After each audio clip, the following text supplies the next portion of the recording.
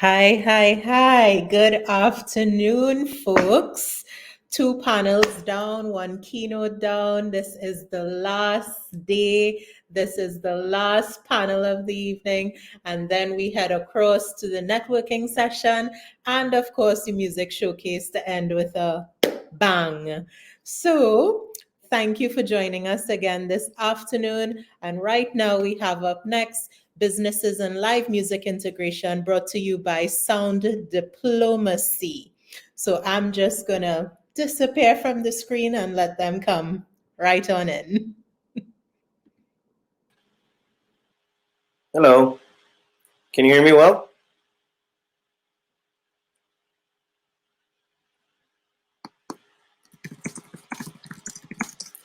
Well, first off, Melissa, thank you very much for having us over. This is what we're passionate about. This is something we love. Anything that pushes towards the visibilization of the importance of music, and not only for all of us as human beings, but in a systematic way, and what we could do towards visualizing it a little bit better and implement ways to make this more of a decent living for everyone who's already doing it and for generations to come. So first off, I'm waiting to see if Kate is going to show up, but if not, I can moderate, no problem. I want to thank David, and I want to thank Nigel for being here with us. I'm very interested on understanding, based on the panelist experience, what are some of the benefits of live music to the business and for themselves, and also hopefully we'll learn about the different models all of us are going to talk about, because aside from Sound Diplomacy, I'm also the cultural curator for an entertainment district in Costa Rica, and we have been formulating different ways to get the artists to work, to create communal funds, try to get the government involved, but also come up with systems that allow us to keep going regardless of the governments as well. So we'll talk about ways to promote and cultivate the music scenes wherever we are. I know David is in Orlando, and Nigel, where are you, Nigel, right now? I'm right here in Trinidad. You're in Trinidad? Nice. Yeah. Without further ado, maybe we could start with Nigel talking a little bit about what has been your experience, maybe even before the pandemic and during the pandemic, and ways you are thinking about moving forward after the pandemic. Because although it's like hard, difficult times, I think that it also gives us an opportunity to come up with systems that can very well off stay after the pandemic. And in many ways, this has been a shock to push a lot of the efforts that some of us had been doing before COVID, that were not as visible before as they are now. So maybe we can move on with Nigel and then David, and then I can talk a little bit about my own experience, and hopefully we'll develop a very interesting conversation from that. Not a problem. Can you hear me? Yes. Am I out of focus? Okay. Okay, well, part of my bio, in addition to writing and podcasting about the music industry here in Trinidad and Tobago, I'm also a promoter. I promote a festival called Jazz Artists and the Greens.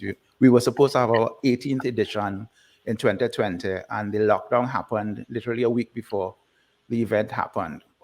But the company has been around for quite some time, and additionally, we put on events. We had this particular series called Songbirds Live, where we engage with female singers, and we basically went to a restaurant on a kind of a slow day of the week, which was a Wednesday, and we would have a performance, a concert performance and thing, so that I understand the live music industry. I'm part of it, right? As in addition to writing about it.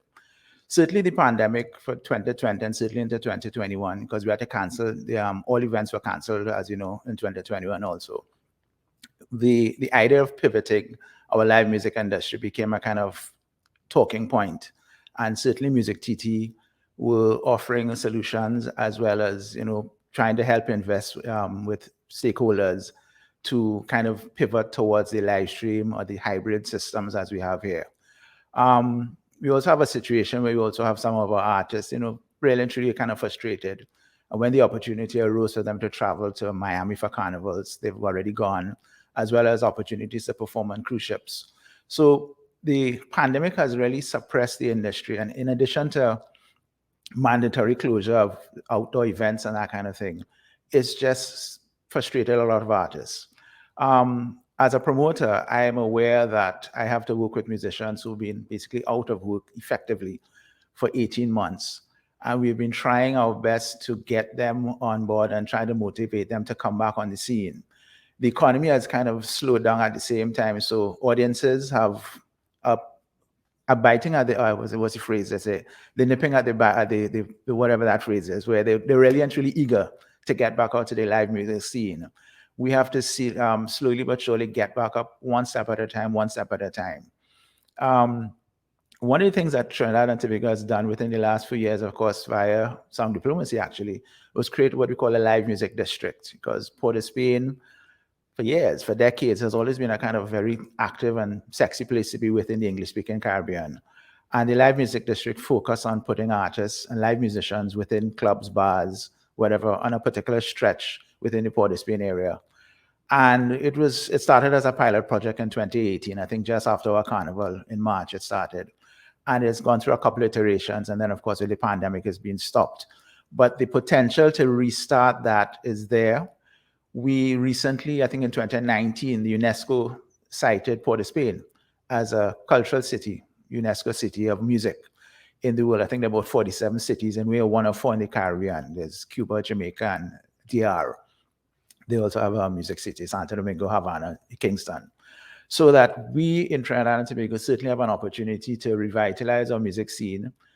With all this downtime, I can certainly speak for myself. We have been doing the work of planning, because although we can't do anything at this point in time, we just have to plan.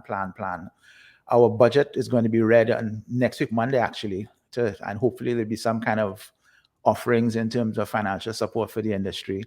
And on October the 11th, Monday following, we're going to have some easing of restrictions for bars and limited indoor spaces and that kind of thing. So there is a light on the horizon. But as it stands right now, it's been very, very difficult for the last year. But we've been trying to work our way to understand how best we can integrate music back into the scene, because part of our Trinidad culture is what we call the liming culture. We know how to have a good time. And live music is sometimes part of it. Of course, music, drink, and food is the big thing. But music is going to take its place once again. It's going to be slow, but I'm sure it's going to get there sooner or later. That's about it. That's great. How are the government regulations right now regarding the activities you can do and cannot do? And like here, for example, we have to close the venues and the bars at 9 p.m. and all the venues we cannot go above 25% capacity, which is, of course, it changes everything. Again, it breeds opportunity, but I'm just curious as of what's the situation with that currently in Trinidad.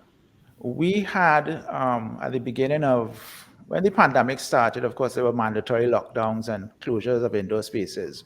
And then there was a kind of easing because the numbers had dropped to a point that were manageable for our healthcare system.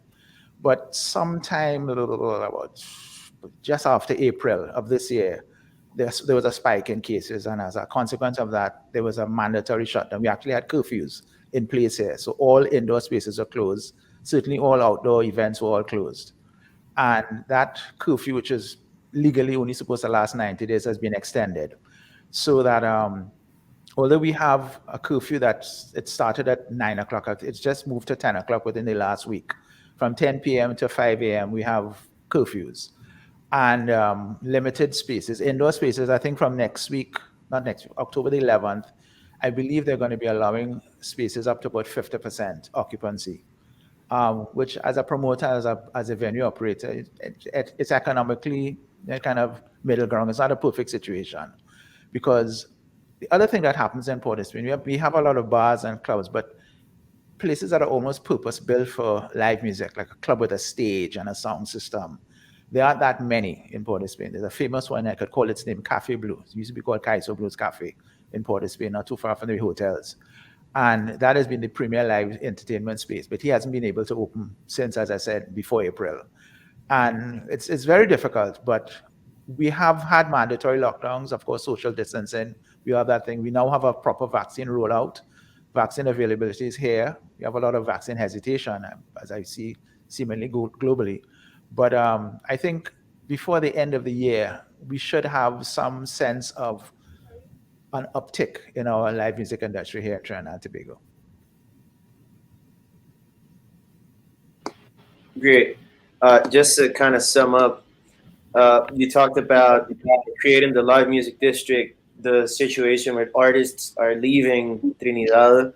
That I find that interesting. Then it's real. The Santo Domingo being a music city. 10, you're closing it's from 10 to 5 p.m. and then next week you start with 50% capacity, right? Correct. Yes. Correct. Yes. Okay. Awesome. David, welcome. Thank you. Good afternoon, everyone. Thank you, Nigel. And can you tell us a little bit about what you've been doing? And then, of course, I guess it's well, no, actually, just tell us how it has changed, maybe in general, kind of being very general, how it's changed. And then maybe we can get more specific on what you've done about it and how's the current state right now, 1 year, almost 2 years. I guess almost 2 years into the pandemic, and what do you see going into the future?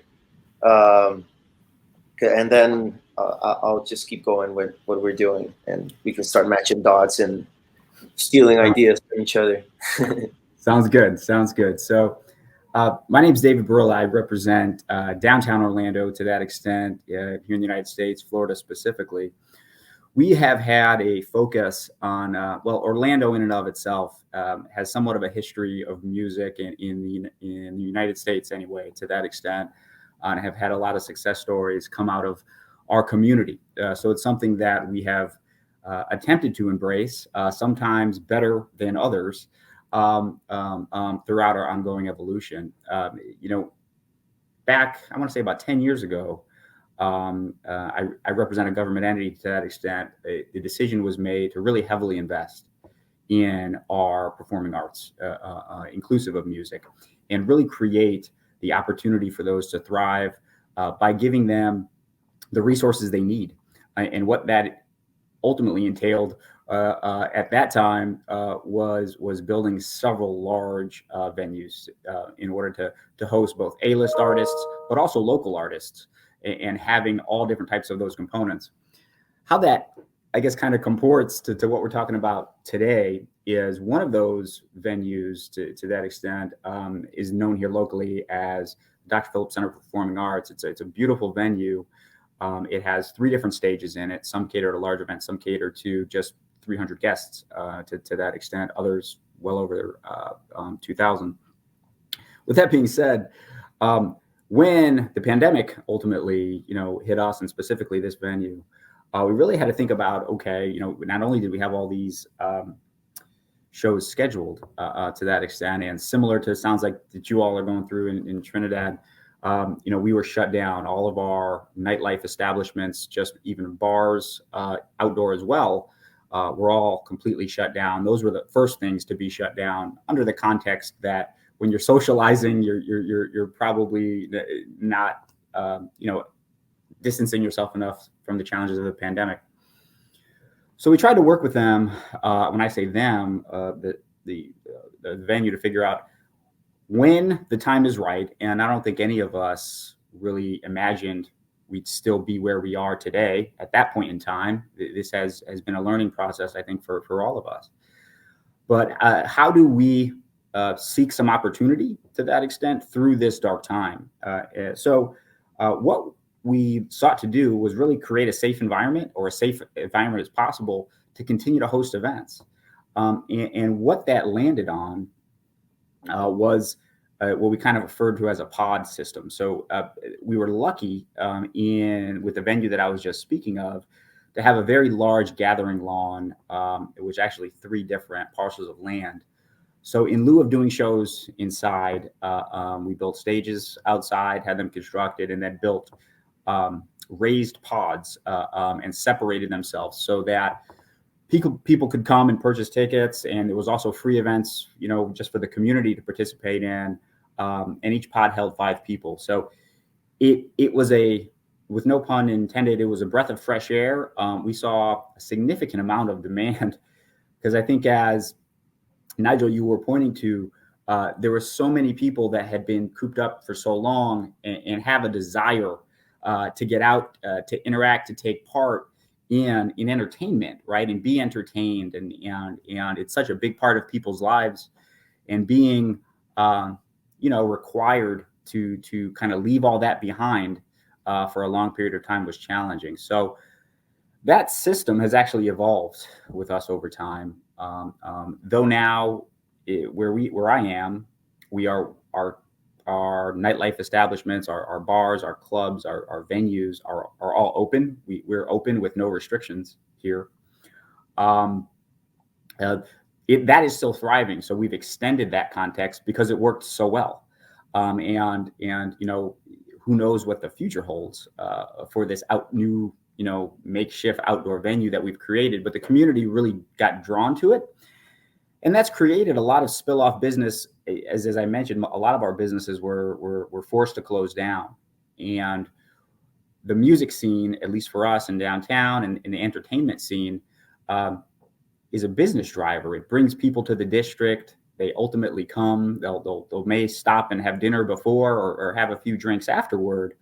And losing that driver, that traffic driver, while they were still open, because you couldn't really have it anywhere, at least in indoor environments, was adding what we call insult to injury after being closed for so long.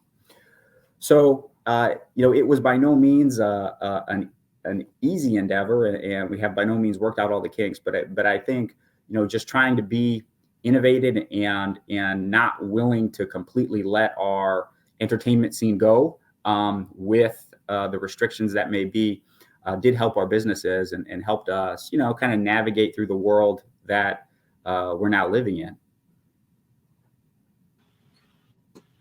Great. Yeah, there has to be some sort of sense of punkness in like figuring out ways on how to sail through this. I'm interested. There's a question that pops to mind because you mentioned about funds that were directed towards the artists to give them resources. How would you say is the associative situation, meaning that how well articulated is the music industry itself to have access to those funds? Because like one thing that happens a lot at least here in Costa Rica, and I don't know if in Trinidad it's similar, is that there's a huge informality crisis, right? So when there's certain funds that are meant to be for the artist, not all of them have access. And not everyone is registered as they should be. So that gives out, a lot of people complain that the government is not helping, but it's like also they don't have the proper data, right? They really don't know who's doing what. And that's one thing that I think every country in Latin America should really tackle. Like here we are creating the Costa Rican Association of, at first it was going to be music forums, hoping to legitimize the venues because we are perceived as just normal bars and restaurants, and it's really not the same. It's definitely not the same. We have a very important role in the creatorship of an industry. And part of it is to not just have access to those funds, but also, like even the States just last year, they created the Venue Association, right? I think that was in March last year, which is amazing. It's like in the States, that's just happening, right? And it's something I'm just curious about that. If you think that it's a healthy situation in Orlando, if it could be better, and then also Nigel, if you could expand a little bit, and if that's something that also happens in Trinidad. Yeah, so happy to talk about it. So the Venue Association that kind of recently formed formed around the challenge that was facing them to that extent. To some degree, they didn't have a reason to form previous to that. We had a lot of government restrictions, and they were drastically impacting, theaters. Nigel mentioned facing, no indoor performances. We had the same component. And when you think about it, referencing what I mentioned before, it was only venues that chose to evolve and try to create opportunities, like I mentioned, that were able to offer opportunities at all. And a lot of different venues didn't have that opportunity, right? They didn't have either the resources or they didn't have the physical capabilities, the space to create something like that. So as the government was ultimately looking at different either assistance funds or vice versa, removing restrictions or placing new ones, they had to have that singular voice to ultimately go to them and say, here's what our industry is, here's why it's important, and here's how you're affecting us. To answer your question, is it, in my opinion, working as good as it can? I mean, it's still new. I don't think so. I think it's great that it's been formulated. I think that's a hurdle in and of itself to get organized. And we'll have to see how that continues to unfold. That's at a little bit more of a national level for us. Locally, we haven't really, to be candid, haven't figured out the right vehicle to financially support artists yet. What we've tried to do is support events to that extent under the context and hope that as we're supporting these events, the vast majority are having live entertainment. Oftentimes that's music, or the majority of times that's music. So we look to that as an indirect, support as we are. There's some events that we fund, $50,000 or what have you, to ultimately draw people back into our area and provide those experiences. And that is, I don't think it's a perfect, system, but it's what we have. What it did allow us to do during COVID is we kind of retooled that and tried to make it a little bit more focused on really having the impact that we desire it to have. Which is giving people the opportunity to enjoy all components of the arts, especially music being one of them. So we're just unrolling that now. We actually launched two new programs for either large scale events or small scale events that offer opportunities for people to participate. So we're hopeful that we got a little bit better this time, and we'll continue to keep working on it.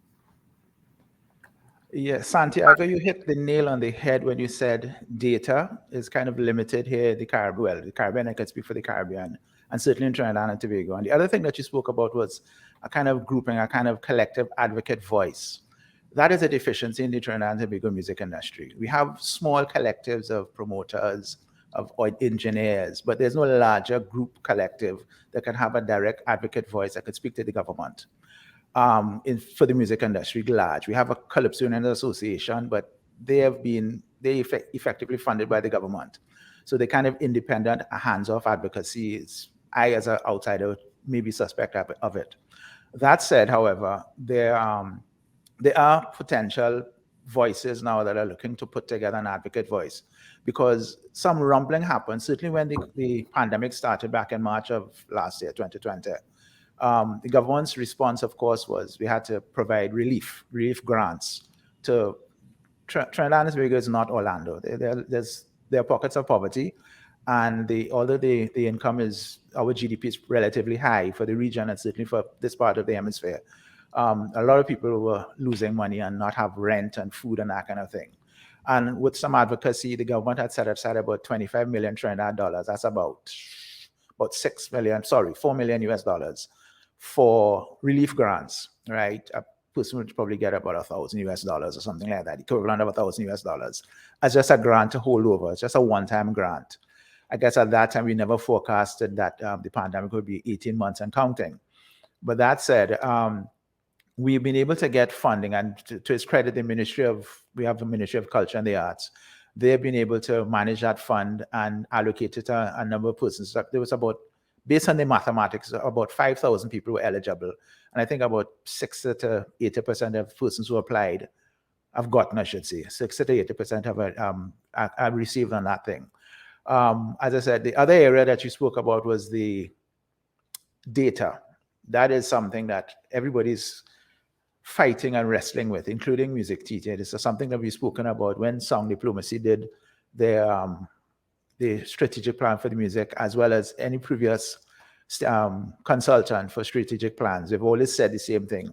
Data is not provided to do any kind of database management or strategic planning. And it's probably the fault of the agency, but it's definitely the fault based on the information that's provided of the artists themselves. Artists take this very casually. They don't provide data for varying reasons. And as a consequence, we have to make these kind of gut feeling decisions. Some work, some don't work.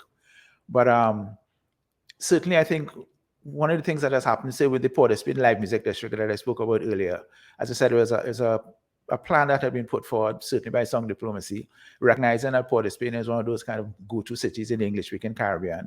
There's a particular road on called Arapita Avenue that has a number of bars.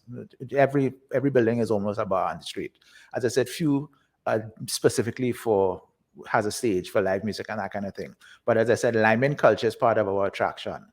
I guess just like in Orlando, there's the idea of just we have fun. It's, hey, what are you going to do? But the support for businesses on that strip, of course, bars had to close mandatorily because of the curfews restrictions.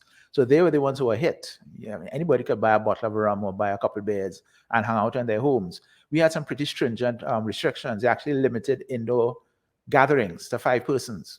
I mean, we had some very, very tough restrictions. But as I said, coming up next week, I think some of those restrictions will be eased, as has been forecasted by the Prime Minister and the Minister of Health. So we should be seeing an easing of that. But this last, certainly for the, 8 months, we're now in the 9th month of, or just finished 9 months of 2021, it's been hard. It's been very, very hard. And Carnival is our main creative output here in Trinidad.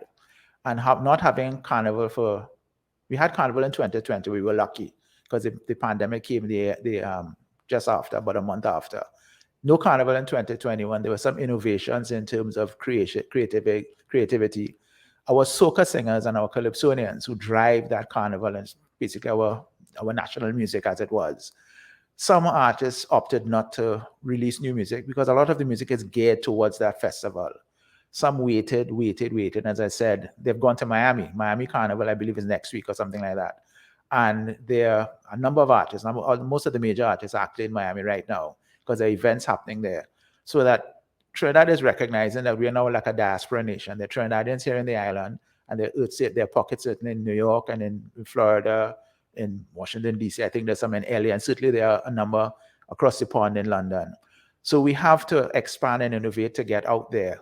The government is listening to us. An advocate voice, I could convincingly tell them, okay, you probably need to do some more investment, some more enabling environment, creation of a more enabling environment for business investment. That has happened. I mean, they've allowed a $12 million, if you invest, let me make sure I get this correct. As a tax incentive, if you invest up to, I think it's up to $12 million, you get a write-off in your taxes. This had been, it's serially every year it's that double. It was $3 million, then $6 million, now $12 million. The uptake of that tax incentive in terms of businesses investing in the creation of music for entertainment hasn't been perfect, but it's something that the government has done. The conversation is between an advocate voice and stakeholders and the wider public in terms of getting the world to know that Trinidad and Tobago music industry, the live music industry is a real thing. It's been wanting, but it's getting there. Now is the time, as I said, post-pandemic is when we start at ground zero almost, and we see what happens. And I think things can look up. As a stakeholder in the promotion side, I can see that happening. Great. Thank you to both. It's interesting. We're definitely aligned in the importance of the placemaking, right? And how, like, we're all using arts and music as something to give identity to where we're located at and to, help business increase. I really cannot emphasize enough how important it is for the industry to articulate themselves, and as you said, have this representation. Also, for like David talked earlier about creating the safe environment, that requires an investment, right? You have to, condition your venues to have that, and it's hard for venues to do that if they're not perceived as someone who actually needs that. The government is like, all right, you can do, like, at least here, it's like the protocols they gave out. It's like, okay, now you can have music, but you need to invest this much money in conditioning your place. And because it's not because we're not articulated in that way, we might not have access to some of those funds. Some venues might have enough saved money to do that, but like every hour you take away from a place like this, it's really like 25% of income that it's being lost. It's really hard. So those are like two key takeaways that I want to emphasize: the fact of like really articulating the industry to have that representation, and the placemaking, which is in essence what we're really trying to do, right? Like just use music to give.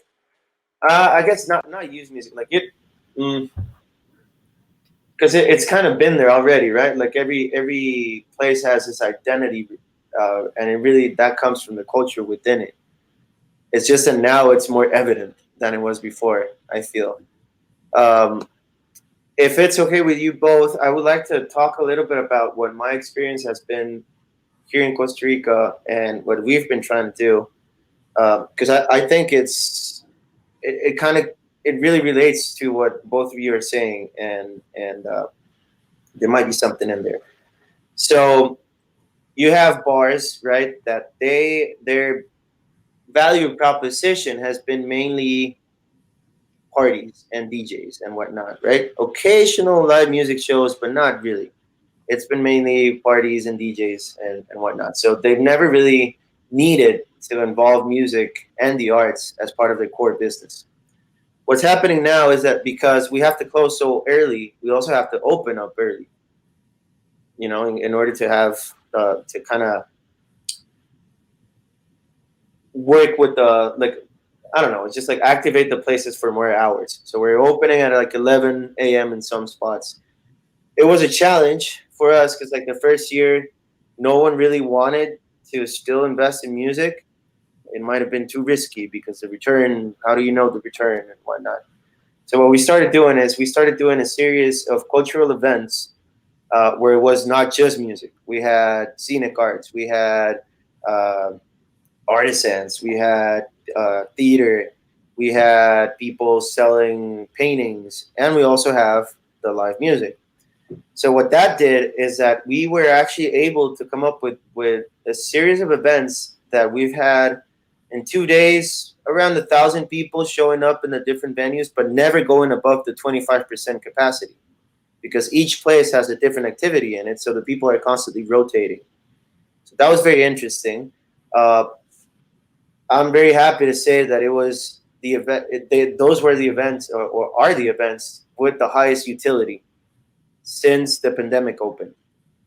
So it's like we are indirectly showing the sponsors, the brands, like the beer brands or the alcohol brands that sponsor the bars, showing them a different way of investing in content without them even really noticing, because what they do, they'll give out the money to the bar and they don't really expect to know what it was spent on.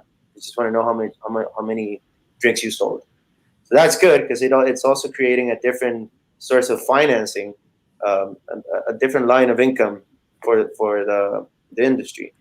Another thing that I really liked, that I'm especially proud about, is that because we're at 25% capacity, it really gives us an opportunity to involve emerging bands and emerging projects, because now we don't have to have that many people over, because we can't. So it's easier for these bands to actually accomplish the amount of people we need. So that has created a whole series of events that it's been visualizing emerging bands that for the past year, I was interested. I noticed that you said, Nigel, that a lot of the artists chose not to put the music out when the pandemic started. Here, it was kind of the opposite, and it's shown to prove positive results because what it did is it started engaging their audience, and now the audience actually wants to see this band live. So when the emerging band comes out, it actually has people over. If you just let me just stick up in here for the thing about the Trinidad music scene, we have a very kind of seasonal kind of addiction of our music. Carnival, as I said, Carnival is a driver of our music economy. I think about 80% of our music economy is focused on Carnival. And between Christmas and Ash Wednesday, which is the day after Carnival, soca music drives and dominates the airwaves and it dominates the lives of a lot of Trinidadians. But it's a music that is a participatory music as it was. So if we had already been told that there would be no Carnival in 2021, so that's why some of those artists chose not to release songs. Some artists did. We had a few artists who had released songs, some very nice songs actually, but a lot of them opted not to do it because that association of music to Carnival is critical and key in our music industry. So Gotcha. that's the only little stick pin. I just want to make that clear to you and your listeners. Okay, gotcha. Yeah, here, I guess it's not. Would you say like in Trinidad, there's like many different genres going on, or not? Yeah. Actually, as I said, I put on an event. My event is based on jazz, and it's Caribbean jazz. So it's jazz with a Caribbean flavor, Caribbean accent. Nice. We I have want to go. no problem. The second largest music in Trinidad, behind soca, which is dominant, is gospel music, right? So that we have a pretty large, significant Christian population, and they listen to only praise and worship music, and they have 3 radio stations dominated by focus on that music.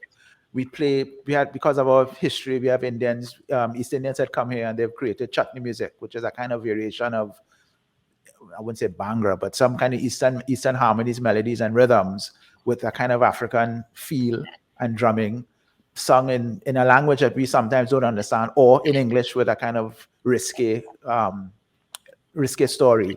At Christmas time, we have a thing called parang. I think it's called paranda in some parts in Latin America, which are Christmas songs, but it came via the Venezuelan immigrants who came here at the turn of the 19th century. So we have music that is very seasonal, and we have a wide range of music, as well as pop and hip hop and rap soul and that kind of thing. So Trinidad is very eclectic that way, unlike, say, Jamaica, where it's reggae and dancehall that dominates the music scene, 80 and 90%. We have, as I said, soca music, calypso, definitely. And additionally, something I didn't mention, I know probably going to get licks for this, the steel pan, invented in Trinidad and Tobago, and that is music. And at Carnival time, the activity of moving from one steel pan yard to another, we call it a pan yard crawl, is an activity that by itself is almost like a music activity. Musicians are rehearsing for a large steel band competition, and audiences by the hundreds just move from one steel pan yard to another. And it's along a particular strip again in Port of Spain. That's a parallel road to Arapita Avenue called Tragrit Road. One of the 4 biggest bands in Trinidad, all on that road. So you can move from one. I don't know if anybody could go into a Rolling Stones rehearsal space, but imagine you're just able to walk into a rehearsal and hear a steel band practicing. They may be doing things on rote and over, Yeah. but every now and then they play the whole thing through, and that by itself is an experience. And our live music industry, it's based on experiences. Yes, we sit down and listen to music. Yes, we hear music, we love music, we absorb all the music from all over the world. But the experience of live music is more than just sitting and listening. It's being part of it, the energy, and of course, food and drink. So that's what we do. But I love the fact that is, correct me if I'm wrong, but what I'm perceiving is that like it's always taking something that it's abroad, but with your own identity. And I feel that that's definitely crucial in allowing the artists to even go out to Miami, because there's a demand outside, because it comes from curating that identity within, right? That doesn't happen here in Costa Rica, at least not as much, because we're always trying to I might get, some people might be pissed about this, but there's a lot of bands that are really welcome to the club. like just versioning something that already exists, which might work here. Like you might, like a band might be like they'll get super happy because someone told them that they're just like Black Sabbath. So there's like Costa Rican Black Sabbath. That's great, but the world already heard Black Sabbath. They don't need another one that is not going to be Black Sabbath. So the demand is not there. That's very interesting from a music export strategy point of view. We have rock bands here in Trinidad, but the rock music scene has once created a kind of ecosystem. So there are bands who play, as you said, we play death metal and all kind of hard genres of rock. But they also have their core audiences, and they produce their own music and CDs. They don't necessarily get a lot of radio airplay, but they do a little economic activity among themselves, and it's pretty cool to observe, and I really like that.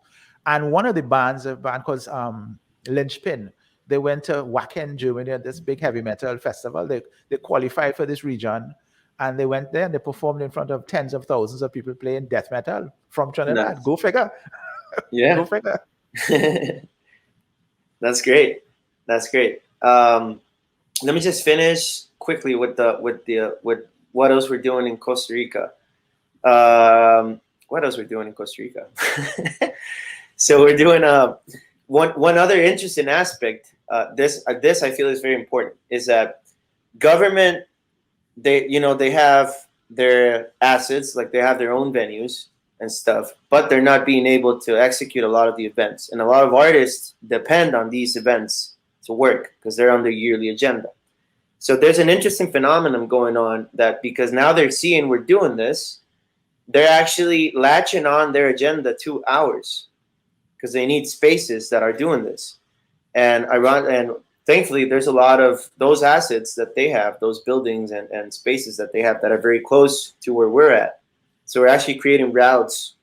And by creating routes, we're doing this placemaking strategy that allow us to latch on even more to the tourism sector. So one of the goals is that eventually, when you're going down the stairs in the airport, leaving the plane, one of the things you'll see is visit Distrito Carmen. And because like people don't usually stay in San Jose, our capital, for more than one night. They come here and they spend the night, they get here, and then they'll go somewhere else. And then once they're back, they'll spend the last night, and then they leave to the airport. We are not really retaining people in the city because the urban experience has not been just overall enjoyable. It's always been just partying and things like that, which is fine, but that also not thinking about the whole nighttime economy aspects of it and how it really relates to the cultural ecosystem makes the cities a lot more insecure. So hence you're not retaining tenants as much as you could. So that's one other thing we've been doing. Now we're really focusing on also documenting everything and creating our own registry of shows and artists, and really trying to latch on more on the orange economy aspects that International Development Bank recommends, right? Like really trying to have us latch on, like pretty much have the businesses work as a TV station and as a studio and as a radio station in that sense. And I'm surprised people don't do it more often, because that's pretty much like Maurice Levy, being a gangster as he was one of the originators of the music industry, but he was really smart in that he started recording the shows at Birdland, his venue, and then he signed that, to a record label. Same with what's the name of this famous rock producer who used to own the Fillmores? Bill Graham. Yeah, he did that with the Fillmores as well. They were doing it so long ago, and we just thought of, this is the venue and this is what it's like. And these type of things I love, and I would love to see more of them also, because it's really, that's just the way the world is right now. And it goes with the whole concept of music registries and whatnot, that I personally find it fascinating. I think it's so useful and underexploited, I feel. David, I'm interested in what do you think? Are Nigel and myself crazy? Not at all to that extent. I wish we had a little bit more you guys here in Orlando to that extent. But it's interesting to hear, the various different ways. And even that you, Santiago, were mentioning the collaboration or potential collaboration that's starting to happen with the governmental entities, and realizing the context and ways you guys have been able to evolve on your own, and them saying, okay, let's go ahead and try to latch onto that. For us, it's been interesting because in some ways, some might say our nightlife area, to that extent, as we call our nighttime economy, is almost too vibrant, and that can sound weird in a conversation like this. But what we've been trying to do is, how do we expand that? And when you talk about, and I say expand that, I mean expand it in duration of time, because when you talk about like previously, you saying you have to open earlier to that extent because you're having to force down to close late, although it's not the same. And this kind of goes into what you were talking about, music registries, and a little bit maybe, but I probably not as cool as the steel drum or the steel pan component that you were talking about, Nigel. Is we're trying to bring the music and artist into more of our daytime environment, and quite frankly, the daytime environment, at least for our community, is not the same as you'll find at 10 p.m. or 11 p.m. or midnight. It's mostly the business community that's coming to work at 8 and leaving at 5.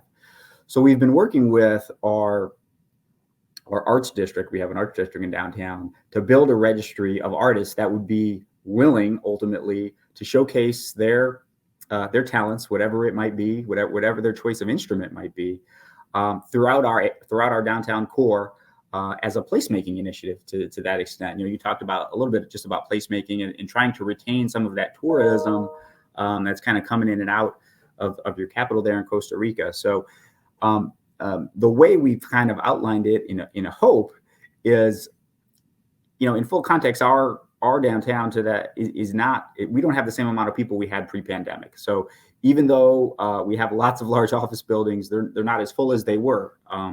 People are working differently these days in the professional environment. But that has a very real impact on our businesses. And when we thought about how do we impact that, as you guys just heard, it was potentially trying to isolate some of that, the energy, the ambiance, the identity, the excitement, the fun that music brings, right? It just brings enjoyment to that, with the hope that it drives people to re-experience our downtown. Because it's not that there's no one here, but it's definitely not the same. So this is similar but different. At night, we do not have restrictions, as I've mentioned already. But in working with our venue operators and talking to them and incorporating live music, and it happens in a multitude of different ways, kind of large scale or small scale, has been interesting from an evolutionary component. Because I think as we work with them, what they found is that as they've integrated live music into some of their more lounge type establishments, their goal is to kind of extend the dwell time of their customers, right? To kind of prevent the bar hop mentality of, okay, we're going to stop at this establishment and have a drink here, and we're going to walk down the street. And I think what we found, or we found through them, is that when they do provide those components for a local musician, to kind of have the corner, if that's all they have, or a mini stage if they have that, it just places a new vibe, so to speak. People stay longer, which ultimately, end up them buying more drinks, having a good time, and then wanting to come back. So they kind of, in some extent, have evolved different nights around jazz, let's say, or piano or what have you, to provide different experiences for people. And, it's interesting to watch it evolve. And it by no means doesn't have its challenges. There are definitely those. We also have a large living population in our downtown, and it's funny with music. One person's music, it can sometimes be another person's noise, right? So when you kind of cross those barriers and you have people that maybe aren't appreciating whatever the night's choice of music happens to be. That can be a pull and tug, as we say, and we haven't found that balance yet. But it's definitely we're trying to, because we want to continue to embrace it. So that's great. That's definitely another way we can show that it's one of the hidden blessings of the pandemic, right? Like having people starting doing these things, and then they can stay once the pandemic is over.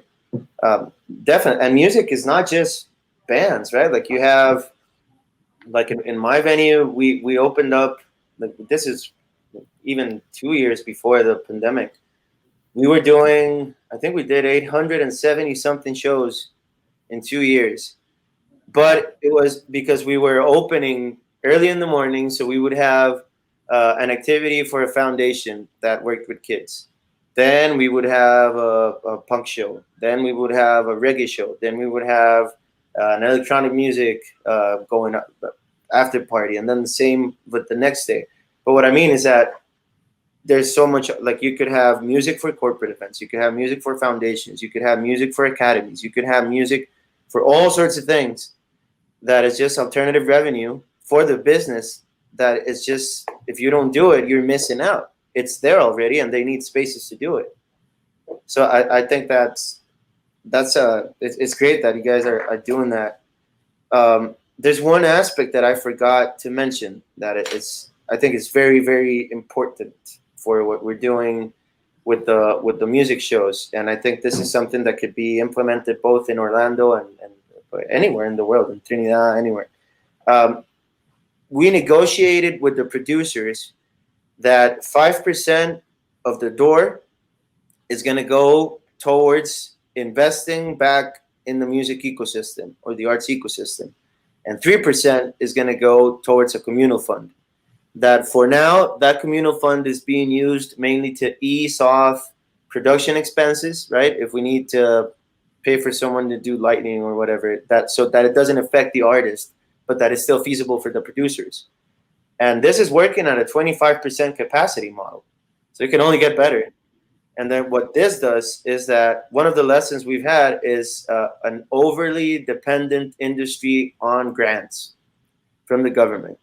And so this is a way to tackle that, because after a year of doing that, once we get back to full capacity, 3% for a whole year, that's a good amount of money. And 5%, like 8% total, it's a good amount of money that you can then use to pay for mappings. You could buy insurance for the artists that work in your venues. You can really curate in a more active way, which is going to create a different engagement with the artists. There's this Canadian guy, his name was Peter Gatien. He was known, I don't know if you know about him, but he was known for being the biggest club owner in the world at some point. He used to own the Limelight venues and all these things. Like he had like 28 huge venues in the world. And in his biography, this was done a long time ago, like 20 years ago, and I found it fascinating that he said that he's like, all right, whenever I used to go somewhere new, I would buy the shell, right, like the building, and the first thing I would do is get the creative community involved and have them design everything for me and all the experiences, and that's what gave each place a unique experience. And he's the largest venue owner in the world, so it must work. Unfortunately, what happened after was that once Rudy Giuliani became mayor of New York, of course, the so-called war on drugs, they found a guy or someone was selling drugs inside the club, and they created this whole case for him. He ended up being innocent, but they bled him out in legal fees until he had to just stop doing it. And then once he was bled out, I was like, okay, you're innocent. But what I mean is, like, it works. It really works. You have to use for any business, like having the creative industries involved is like, it's going to give you something so unique, and like it's such smart people of trying to just having to find their own way in the world makes you do things differently. So that's something I just find fascinating. I'm glad that it's also happening. That it's happening everywhere, really, to a certain point. So much to do yet still, right? There's something I want to add, if you don't mind, Yeah. in terms of kind of economic systems. Of course, we in Trinidad, we look at television. We know what's happening in Florida. Your governor in Florida doesn't believe in mass mandates, and he just says, "Let's open up the city and hell with anybody," right? Our government is a little more, admittedly, a little safer. So we have to follow certain rules, probably a little heavy-handed, but we are alive as it was. But one of the other things that happens is that your economy in Orlando, say, and I'm not sure what happens in Costa Rica, it can be localized. You have state tax. I don't know if you have city tax. I don't know if that's a thing. If I buy a bear in Orlando, some money goes to the state of Florida and some goes to the federal government. Is that correct? Just yes or no? Yes and no. We only have a state tax, but Okay. the state divvies that tax up and passes some back to the city. The city doesn't have its own that it charges. The only city taxes that we have are property taxes. We pay taxes on property that we own, but like sales tax is all paid to the state. So Yeah, well, we do ours. We have value-added tax, so that if you buy a bear, there's a little tax that you don't see it because it's all part of the price. But everything goes to what we call the consolidated fund. It's just like the central fund. And as you speak about property tax, we have a property tax regime that's going to be rolling out soon. That is going to be kind of centralized. But I think the Minister of Finance said that each individual city, borough, county, we call them corporations, regional corporations, will receive that money for themselves to run their own areas, right? Yet still, I'm also hearing that the money goes into a consolidated fund. And as you said in Orlando, it's divvied up and paid back to the individual cities or whatever to run their corporations, as it was, the municipal corporations. So that is the thing that always was a little different. As I said, the state of Florida has money, and the state of Florida can then spend money on Orlando, Miami, Hialeah, wherever the cities are. But in Trinidad, with Port of Spain being the capital, being the city of Port of Spain, yes, they get I think their annual budget is about, I actually wrote it down, is about 240 million Trinidad dollars. That's about, what's that, about 6 million? 240, let me do my maths quickly. Divide that by 6, 40 million. Hopefully, I hope that's correct. About $30-40 million US is the expenses. But the income from fees, vending fees, whatever it is about $1 million, if so much, right? So there's this great disparity. So that difference has to be funded by the central government as it is, right? And that has put a kind of strain in terms of the efficiency of how these cities are run. So as much as I said, Port of Spain is now a UNESCO city and we've opened a live music district, and we clearly are an attractive city with a nightlife and that kind of thing. How businesses earn their money is, I guess, similar to Costa Rica, just selling beers and having a DJ, as opposed to having a live event. The money that is paid and that is for drink sales don't necessarily go back to help the city.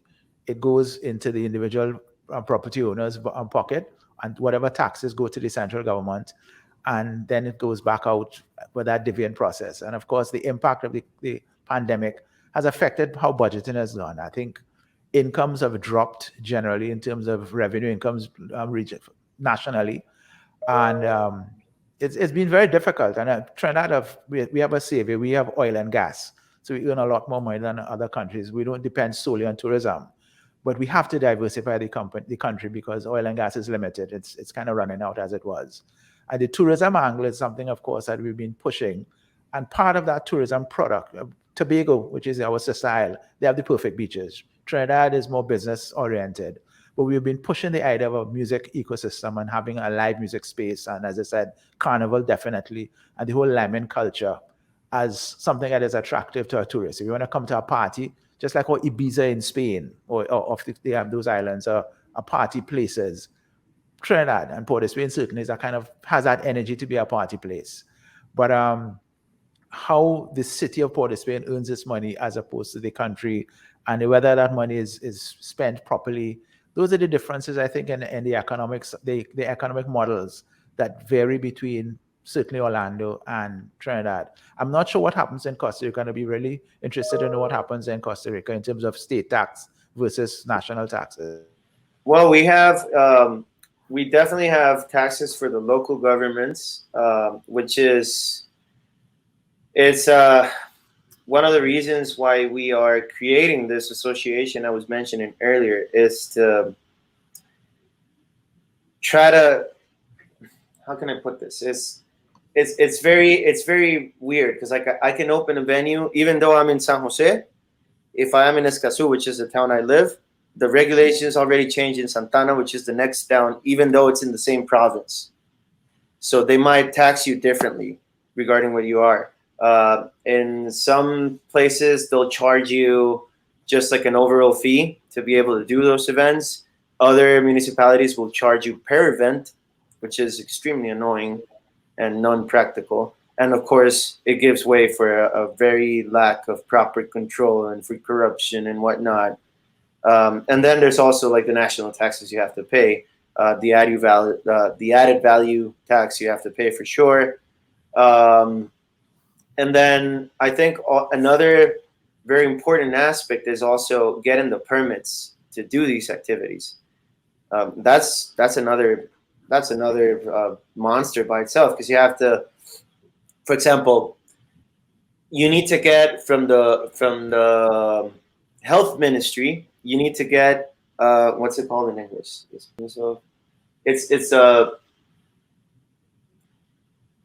It's a functioning permit based on the activities you're going to be doing.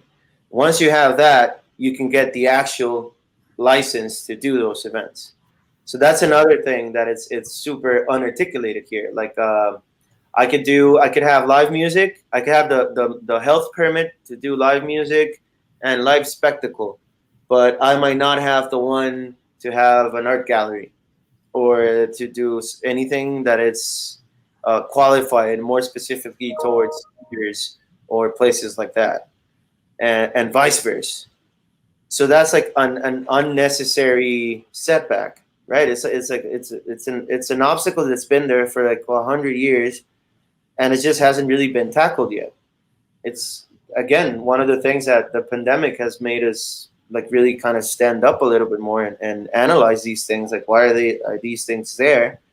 And I mean, it's glad that we're all doing this on our own way, like, you know, fighting from our own spot, because it's the hope is that we'll visualize these issues and we'll make them visible enough for people to actually start conglomerating and support these initiatives and kind of create new alternative regulatory plans, and even, you know, tax systems that can make, if I'm allowed to do all these activities, as many as I want a day, sure, I'll pay your taxes. I don't mind because I'm also winning. But you know, it's hard. It really changes depending on where you're at in the country, and yeah, it's very irregular. I'd say it's not the same opening a venue here in where I live to 2 towns over, even though it's in the same. Here we call them provinces, but for you it would be a state. So it's like if you're doing something in Orlando versus in, I don't know, in Miami, it's a whole completely different thing. It is. So we have the same, I think, challenge from an operator standpoint, in that each city, to that extent, or locality, as it may be informed, has the ability to some extent to create their own rules as to how they want to manage, you know what I mean, their community. And what it's created oftentimes is our industries to be very site focused. So you will have some that start to say, okay, we have businesses that are in Miami and Orlando and Jacksonville. But more often than not, we'll get industries that really focus on one, and we'll have 5 places in Miami because they know how to operate in Miami, but it doesn't happen the same as you have in Orlando. And then vice versa. We have establishments that have multiple, you know, venues here because they haven't figured out how to operate in Jacksonville or Tampa or what have you. And, you know, there's pros and cons about that. I think when you think about it from the operator standpoint, some of them feel that it's their advantage, right? They understand this locale better than anyone else. So they have the opportunity to to work within it, and without having as much competition. But vice versa, I think it hampers diversity to some extent, right? Because we want to encourage influencing and mixing and the component for opportunities for, as I referred to earlier, one person's music is another person's noise. We need a multitude of things because everybody has so many different tastes, and it's hard for any one operator or any one venue to master all of those to that extent. I mean, we do see people bring in promoters and host various nights and try to cater to various different genres, but there's an obvious context of when one operator or venue has a really good host on whatever type of music, whether it be R&B or Latin or something of that sort, that typically works better. And it's just, it's one of those unfortunate things that I think that is rooted in just some historical things, how they've unfolded. And we have a similar challenge. We call them here event permits, but they're per event that you throw. It's not something that once you get this event permit, that you can throw this same event every week or even on the same day every year. It's per event, and it's looked at. And there's reasons for that. I mean, they want to make sure that there's enough police and safety involved, and that people will be safe, and that they can take care of people, and that there's no issues with traffic. But it is difficult to that extent to really forecast and make sure you're booking acts long enough ahead of time and have the assurances to make things come together. So we're still working on that here as well. I'm glad you brought up permits because it seems to be a universal theme. As I said, my event is an outdoor event, and we have to get a temporary bar license, an alcohol license, and that's a process. You have to go to court. And while you're there, you also have to get a copyright clearance license, so a kind of blanket license for playing music, an EMA variation for noise. We have a noise pollution, noise control rules, and as I said, the bar license. But the act that controls that is a national act. I mean, we're not trying to identify the size of Orlando, but everything is national. So as a consequence, we have a law called the Theatre and Dance Halls Act. That act came into place in 1935 when Trinidad was a colony. We've evolved and amended the act to include new fees and where the money is paid and who the money is paid to and that kind of stuff. But the act still has within it a kind of restrictions in terms of what can be done, what cannot be done on a stage. So there's a kind of almost like an area of censorship within that act. And that notion of getting a permit is like an exercise, because although you get the permit, you have to advertise in a newspaper that you're going to have an event and the noise level is going to be high, and you have to put that in 6 weeks before the event. It's just a long process that doesn't seem very practical, as to use the word practicable, because if you're going to be promoting the live music industry generally, we have to make sure that these systems for regulation are fair. I mean, you want to make sure that there's safety and, as you say, policing and traffic and that kind of stuff. But in terms of getting the thing, it should be like pulling teeth.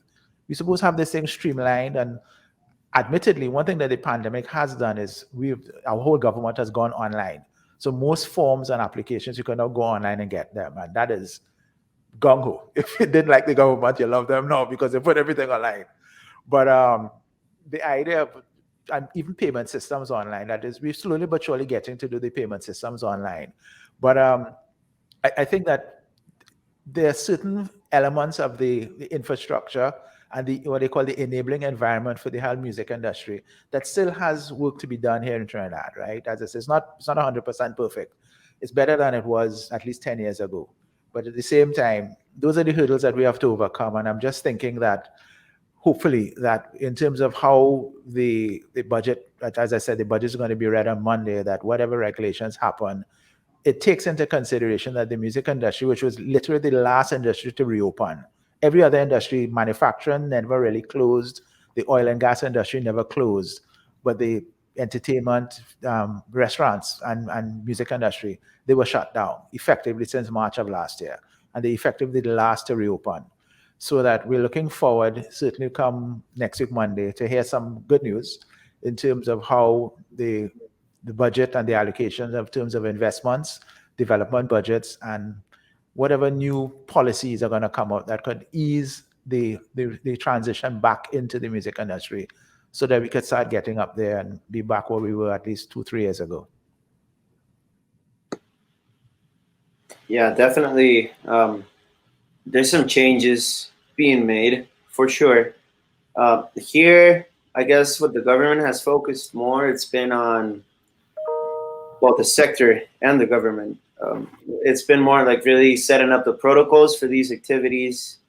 The sector was, of course, shut down. Also, the huge blow for everyone. It's been tough. I mean, I'm seeing, because I'm an artist myself. I started as a drummer. Everything's been because of drums, really. But I've been affected both ways, both in the venue world, and also I cannot play as much as I used to before. But what I was gonna say is that they focus more. There's this process going on with UNESCO, which is more like fomenting associative processes and like giving out courses, on like how to business manage your project and whatnot, which is nice, but it doesn't get people to work right away. So it's, again, the punkness has to come in and be like, okay, what am I going to do about this? Because it's really, the private sector has to help the government and vice versa, right? You can't just leave. There are some things, I really feel that the private sector, at least here, it's in charge of innovating, for sure. And then the public sector gradually starts adopting those innovations. In some places it's different, but here I feel like that's been the way to go. And luckily, like a lot of people are getting more involved in this, and like really just, like in Latin America, but again, here it's a very young cultural, the Ministry of Culture is super young. It's 1948, right after Costa Rica abolished the army. But the educational platform and the way it used to work, it was based on how it was before. Like, even to this day, there are still some state bands that depend on the police's budget on what they have. And that's in Municipalidad of Liberia in Guanacaste. That should not be. That should definitely not be. Like it's this whole, we have to understand why things are the way they are. And I don't remember which one of you said that it's derivative of a systematic thing, that it's inherited, right? Like there are things that go changing as time goes. And it should not stop, it should never stop. It can't stop with us. We have to figure out ways to like really translate all this information to a way that it almost feels like a TED Ed video. That is like something in 5 minutes you can understand, and it's easy, and this exists, and this is the way you can go about it. But yeah, I mean, we have 5 minutes left. I don't know if you guys, maybe you could go on and do like your closing statements. This has been, on my end, it's been great. I really love talking about this. I've learned a lot. I love the contrast between one location and the other, and things we have in common, and things that we're all doing, and things that we're not doing. And I'm stealing a lot of stuff. Hopefully I provided something that you guys could steal as well for the greater good. And this is what it's all about, like really talking amongst each other and figuring out ways to collectively improve the whole situation. We're part of this is going to sound so cliche, but we're part of the same world. In one world, we're doing one thing. Yeah. So we gotta keep pushing. We gotta keep pushing. And I'm happy to hear that about what you guys are doing. I commend you for it. I think it's great. And hopefully this would serve as some sort of motivation to keep pushing forward. So that being said, maybe, I don't know if Nigel wants to go on and with his closing statement, and then David, and then hopefully we'll stay in touch after this. We should, definitely. I can't wait to go to Orlando and go to Trinidad, and you have to come. You guys are more than welcome to come down here as long as you want. Not a problem. Let me just say that this has been an interesting conversation because what I've gathered is certainly listening to the Costa Rican experience, I'm recognizing that there's probably a Latin American or Caribbean and Central American thing that clearly differentiates us from North America. So the Orlando scene, although there may be people who speak Spanish in Orlando or in Miami, I don't want to be that guy, but I recognize that there are certain things that we have in common, and there's certain things that we have to evolve upwards towards. And as a consequence, I think that admittedly, we're not as advanced as the United States of America. I'm not going to fool you, and I don't think anybody's going to recognize that, but we're getting there. We have attached ourselves to certain systems and models, business models that have been working. And if they've been working, let's try it all the same. Attitudes are a little different to change. Just like Costa Rica, we have bars that open here, clubs. They don't necessarily see that live music is as lucrative as just having a DJ and selling beers and that kind of stuff. We also probably have to, train audiences to understand, which is a thing that happens over time, that live music is a thing that's happening. But we're going to get there. And I think the critical thing here is that having that advocate voice, which is something that you have a venue association in Orlando, and I think you said the same thing in Santiago in Costa Rica, where people can actually advocate and almost make policy decisions and get them enacted in terms of funding the 3% and the 5% kind of thing. That is something that Trinidad and Tobago has to step up to, because our advocate game is not where it should be. But as I said, come Monday, budget. The week after, we're going to be reopening the bars and everything, and we'll see what happens. And hopefully, if we have this conversation again in 6 months' time, we'll be able to know what's happening. So all the best, and I hope to see you all again. Bye. Amazing. Likewise. Yeah, so no, I'll just mention a couple of quick ones. So first of all, thank you for having me this afternoon. It's been great chatting with you guys and just getting to share. It's been amazingly interesting, as you guys have pointed out, how different maybe socially and structurally our countries are, to that extent our areas are. But I think our challenges, they all have very distinct and pointed similarities. And I think it goes to some context of that when all of us are trying to tackle them, but even from our own little perspectives, when you get together and have conversations like this and get to share ideas and context, I think there's benefits that hopefully come out of that we were able to share and grow from. So I know we're immensely happy to be a part of that conversation. We want to continue to do so. And Nigel, I wish you guys the best of luck with opening back up next week. I hope you see all the resurgence and activity that we have been fortunate to have because our governor doesn't believe in closing things down anymore. So I hope you find the same level of energy as we have. So thank you both. Amazing.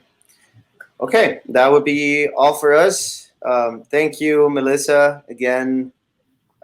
This has been very interesting and amazing, and I'm proud of everyone who's been a part of this process, and you'll have to keep moving forward. It's going to be fine. Eventually, at some point. It can only get better. So thank you so much. Thank you so much, guys. Hope you have a wonderful afternoon. Thank you for being a part of this panel. I know the chats on YouTube and Facebook were on fire.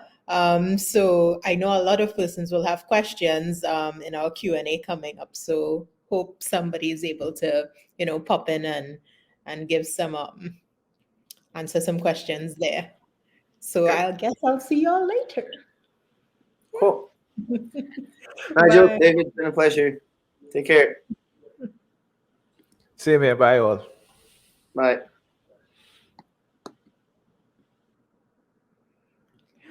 All right. So thank you so much to Song Diplomacy and panelists for that engaging discussion on businesses and live music. At this juncture, it's Friday, y'all. It's Friday. It's day 3 of the event, and we are almost finished, almost to the end of the Reverb Experience 2021. I would like to extend a hearty thank you to all of our presenters, panelists, and partners who participated in the event over these past 3 days.